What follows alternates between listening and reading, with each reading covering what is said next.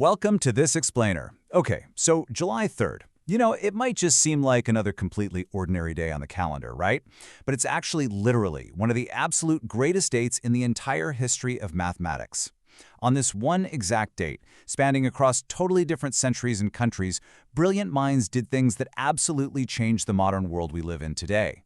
So in this explainer, we're going to trace a mathematical through line right across history. July 3rd, the date that changed everything. We'll see exactly how this single calendar date connects directly to the architecture, the aviation, and the digital systems we rely on every single day. Let's dive in and act as detectives to meet the minds behind the math, one by one. But first, a quick question for you. Have you ever stood underneath a massive stadium roof, or maybe inside a giant, ancient cathedral, and just wondered, how do we stop giant buildings from collapsing? Like, how do engineers know for absolutely sure this massive structure won't just fall down on our heads? How exactly do we tame the invisible forces of gravity and weight around us? Well, the answer actually takes us all the way back to July 3, 1788, specifically the death of our first mathematical detective, a brilliant guy named François Jacquier. You see, back in Jacquier's, people just kind of assumed buildings cracked due to bad masonry or settling earth. Basically, guesswork. But Jacquier, he absolutely refused to guess. He used the strict laws of motion to calculate exact structural forces. In fact, he mathematically proved exactly where a giant iron ring was needed to save a massive cracking dome from collapsing under literally millions of pounds of pressure. He showed us that, hey, we don't have to guess. We can actually calculate safety.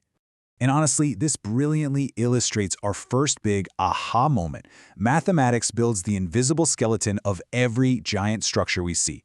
It is the secret foundation of the physical world you walk through every single day.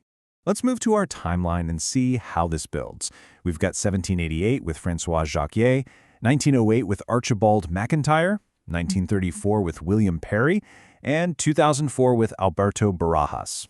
We're staying right on July 3rd, but we're jumping forward over a century to a completely different era. Which brings up another huge question for us to think about.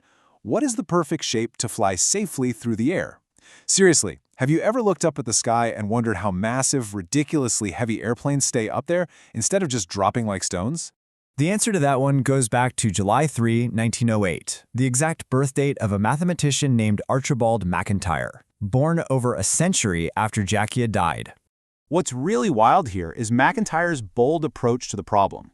He intensely studied the complex math of aerodynamics, basically how air and fluids flow around objects.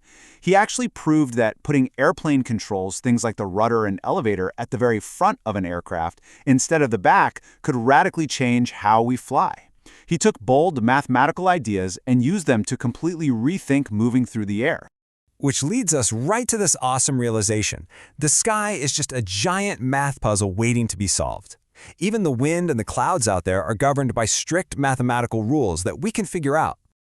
Checking back on our timeline, 1788 Jacquier, 1908 Macintyre, 1934 Parry, and 2004 Barajas, we are pushing forward again, still on July 3rd, but jumping just a few decades ahead to 1934. And this time from buildings and planes, we're moving straight into the palm of your hand. Okay, think about this. How does your phone keyboard guess your next word? It's so relatable, right? Have you ever wondered how it just magically knows what you're going to type? Or how Spotify knows exactly what song you want to hear next? Well, the answer goes back to July 3, 1934, the birthday of our third mathematical detective, William Parry. What Parry did was absolutely a game changer. He discovered how to predict complex sequences using mathematical chain rules. By understanding how one event leads to another, he essentially created the foundation for the predictive algorithms we use every single day.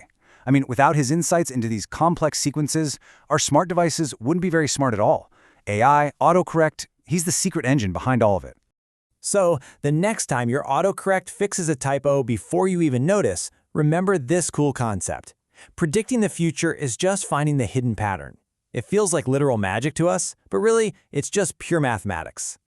Looking at our timeline one last time, Jacquier in 1788, Macintyre in 1908, Parry in 1934, and now Barajas in 2004. We're making our final leap to complete this century-spanning journey, landing once again on that exact same golden day, July 3rd. Let's ask one last question. Can you build an entire city designed perfectly for learning, Seriously, imagine designing the ultimate educational space completely from scratch. What would a space built entirely for the human mind even look like? The answer brings us to July 3, 2004, and the final incredible event on this date, the legacy of a truly brilliant mind named Alberto Barajas. Barajas used his deep love of geometry to help design a massive university city in Mexico. He wasn't just stuck doing equations on a chalkboard, you know. He blended the roles of mathematician and architect to ensure students had the absolute perfect environment to discover new ideas. Fun fact, he even insisted on getting the absolute best blackboards in the world for the classrooms because he knew that was the ultimate tool for a mathematician to share their imagination. As one of his peers so beautifully said, he was, above all, a builder of space. He took these highly abstract concepts of geometry and turned them into real-world inspiration. A physical place dedicated entirely to human curiosity. Here is our full timeline: 1788, 1908, 1934, and 2004. When you step back and look at these 4 distinct eras, you see 4 completely different challenges. But there's a red thread: one calendar day, all connected by math. So, the crucial point is this.